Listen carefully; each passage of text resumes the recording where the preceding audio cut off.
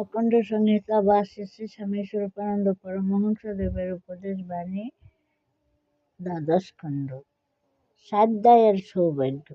শ্রী শ্রী ভবানী বললেন, যে গ্রন্থের পাঠে সাধনের রুচি বর্ধিত হয়, সাধকের প্রতি শ্রদ্ধা সঞ্জাত হয়, সাধন বিঘ্ন সমূহের সম্পর্কে সাবধান ভাব জন্মে, অনিত্য বস্তুতে রুচি এবং নিত্য বস্তুতে অভিনিবেশ বাড়ে, তেমন মহাগ্রন্থকে নিজে পাঠ করা, অপরকে পাঠ করে শোনানো অথবা অপর কর্তৃক তা পাঠিত হতে শোনা, এসব মহৎ ভাগ্য, সন্দেহ নেই।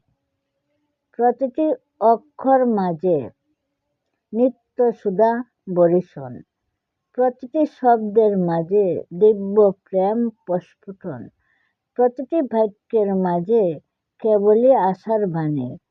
শাস্ত্রগণ ও মধ্যে তারে শিরোমণি বলি মানি।